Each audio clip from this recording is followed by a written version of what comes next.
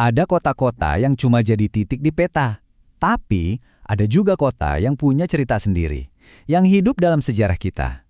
Nah, Alexandria itu salah satunya. Kota ini bukan muncul begitu aja loh. Ia lahir dari sebuah visi, sebuah ambisi luar biasa yang mengubah padang pasir jadi pusat peradaban dunia kuno. Jadi gimana caranya? Gimana sebuah ide di kepala satu orang bisa tumbuh jadi kota metropolitan yang super sibuk, pusat ilmu pengetahuan, sekaligus tempat campur aduknya banyak budaya? Nah, ini yang bakal kita bedah bareng-bareng. Yuk, kita mulai dari awal banget.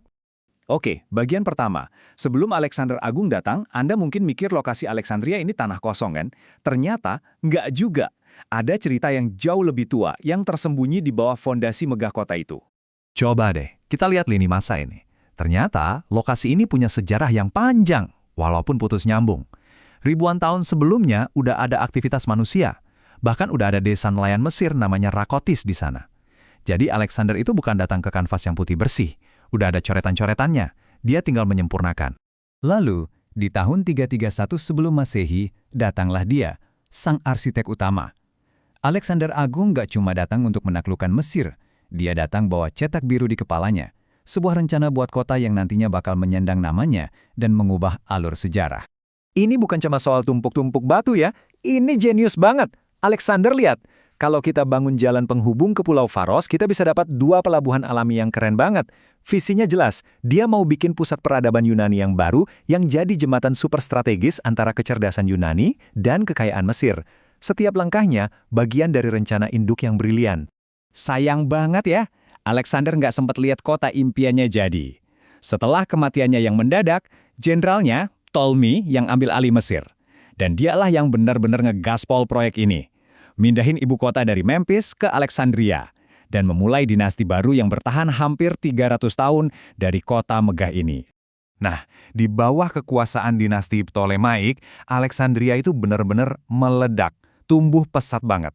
Visi Alexander jadi kenyataan, bahkan mungkin lebih besar dari yang pernah dia bayangkan. Kota ini jadi kayak magnet raksasa buat semua orang, semua barang, semua ide dari seluruh dunia kuno. Biar kebayang gedenya, 10 km persegi. Untuk zaman dulu, ini udah masuk kategori mega city. Dan tata kotanya itu loh, udah pakai sistem grid yang modern banget untuk masanya. Rapi dan terencana. Dan di dalamnya, ada sekitar 600.000 orang. Ini bikin Alexandria jadi kota terbesar kedua di dunia pada saat itu, cuma kalah sama Roma. Coba deh bayangin ramenya, suaranya, padatnya kota segitu tanpa teknologi modern kita. Pasti, wow, luar biasa. Kutipan ini nunjukin betapa gilanya pertumbuhan Alexandria. Bayangin, kurang dari 1 generasi. Itu cepet banget. Dalam hitungan puluhan tahun aja mereka udah nyalip kota-kota raksasa kayak Kartago. Ini bukti nyata kalau lokasi yang pas ditambah ambisi politik yang kuat, hasilnya bisa dahsyat. Jadi, dari awal, DNA kota ini tuh campuran 3 budaya utama.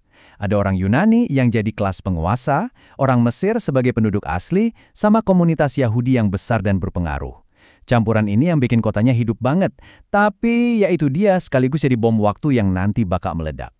Tapi Alexandria bukan cuma soal dagang loh, ini otaknya dunia kuno. Perpustakaan agungnya itu anggap aja kayak internet zaman dulu. Tujuannya ambisius banget, ngumpulin semua ilmu pengetahuan dunia di satu tempat.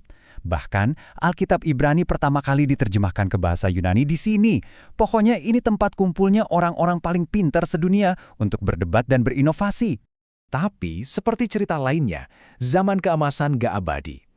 Pas kekuasaan pindah dari tangan dinasti Yunani ke Kekaisaran Romawi, nah, retakan-retakan yang selama ini tersembunyi di dalam kota ini mulai kelihatan jelas.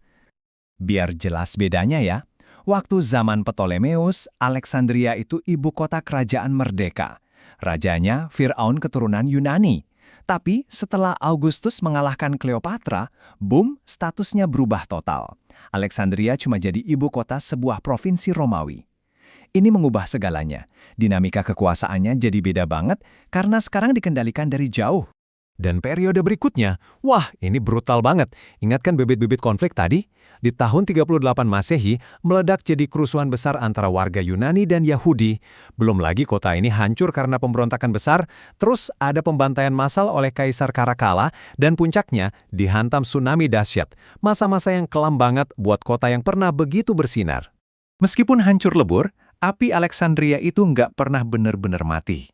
Pengaruhnya jauh lebih besar dari tembok-temboknya yang udah runtuh, dan jejaknya masih kita rasakan sampai sekarang. Nah, ini salah satu warisan paling nggak terduga dari kota ini. Saat kepercayaan lama mulai pudar, energi intelektual kota ini nggak hilang, tapi berubah bentuk. Alexandria jadi semacam laboratorium bagi pemikiran Kristen di masa-masa awal. Disinilah para teolog besar berdebat dan merumuskan dasar-dasar teologi yang membentuk salah satu agama terbesar di dunia. Dan ini membawa kita ke pertanyaan terakhir. Cerita Alexandria ini kan cerita tentang dua sisi mata uang, sukses yang luar biasa dan kegagalan yang tragis. Kisah ini ngajarin kita kalau keberagaman itu bisa jadi sumber kreativitas yang dahsyat, tapi di sisi lain bisa juga jadi bom waktu kalau nggak dikelola dengan baik. Sebuah pelajaran abadi yang rasanya relevan banget ya buat kita yang hidup di kota-kota multikultural zaman sekarang.